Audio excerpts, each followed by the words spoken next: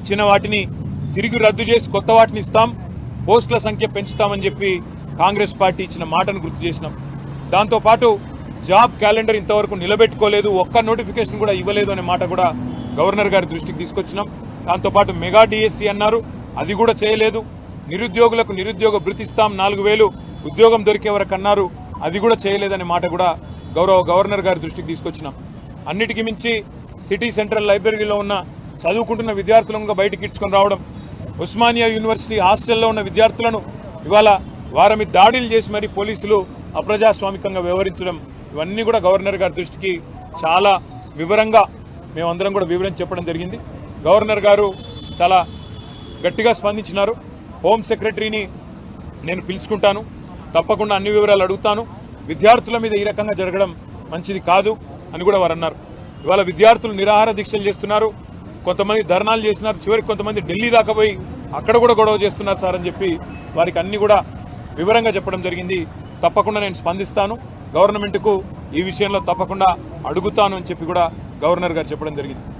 రెండవది, ఈ రాష్ట్రంలో జరుగుతున్న రాజ్యాంగ హననం ఏదైతే ఉన్నదో, పార్టీ ఫిరాయింపుల నిరోధక చట్టాన్ని తుంగలో దొక్కుతూ మరి కాంగ్రెస్ పార్టీ ఏ రకంగానైతే ఈ రాష్ట్రంలో ఇప్పటికే 10 మంది బీఆర్ఎస్ ఎమ్మెల్యేలని 8 మంది బీఆర్ఎస్ ఎమ్మెల్సీలని తన పార్టీలో చేర్చుకున్నదో కూడా గవర్నర్ గారికి సోదాహరణంగా వివరించినాం.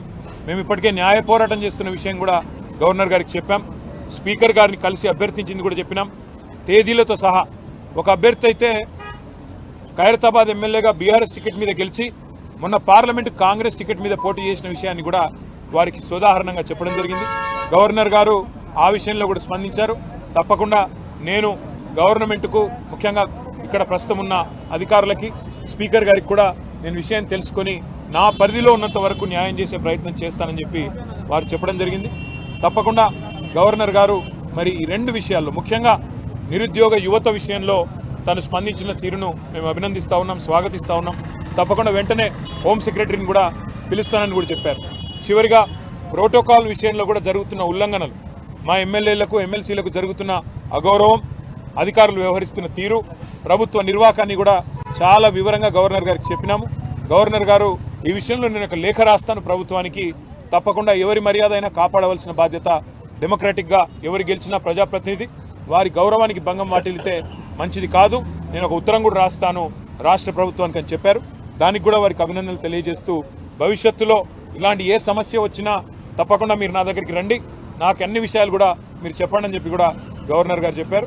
కేవలం గవర్నర్ గారితోనే ఆగకుండా భారతదేశంలో ఉండే రాజ్యాంగబద్ధమైన పదవుల్లో ఉండే పెద్దలందరూ ఎవరెవరైతే ఉన్నారో వారిని అందరినీ కూడా కలుస్తాం. కాంగ్రెస్ పార్టీ చేస్తున్న నిర్వాకం, ఒకవైపు రాజ్యాంగం పట్టుకొని రాజ్యాంగాన్ని రక్షిస్తున్నట్టు పోజులు కొడుతూ, మరొక వైపు రాజ్యాంగాన్ని తుంగలో దొక్కుతున్న వైనం ఏదైతుందో, ఇవన్నీ కూడా అటు అవసరమైతే రాష్ట్రపతి దాకా కూడా పోతాము, వారికి కూడా వివరించి చెప్తాం. ముఖ్యంగా తెలంగాణ యువతకి మీ అందరికీ ఇచ్చే మాట, కాంగ్రెస్ ఇచ్చిన ప్రతి హామీ నిలబెట్టుకునేదాకా, పోస్టులు పెంచేదాకా, మీకు న్యాయం జరిగేదాకా మీ తరపున ప్రధాన ప్రతిపక్షంగా భారత రాష్ట్రంకి ఉంటుంది, కేసీఆర్ గారు ఉంటారు. తప్పకుండా మీ తరపున మీ హక్కుల కోసం మేము పోరాడతామని చెప్పి కూడా తెలియజేస్తూ, మీడియా కూడా ఇంత వర్షంలో ఇక్కడ వచ్చి కొంత ఇబ్బందులు పడుతూ కూడా అసౌకర్యం కలిగిన ఉన్నందుకు మీ అందరికీ కూడా ప్రత్యేకంగా ధన్యవాదాలు, నమస్కారం.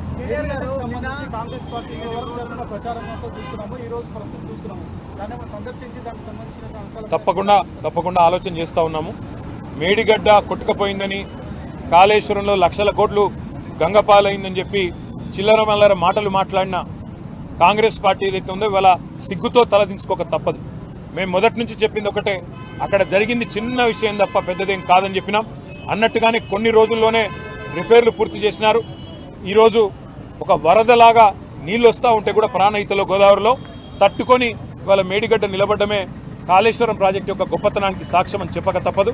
తప్పకుండా తొందరలో సందర్శిస్తాం, ప్రజలకు కూడా ఆ విజువల్స్ తీసుకొచ్చి ప్రజలకు కూడా వివరంగా చెప్తాము. తప్పకుండా వాటిని మీ ద్వారా కూడా ప్రజలకు చూపెడతామని చెప్పి కూడా తెలియజేస్తాము.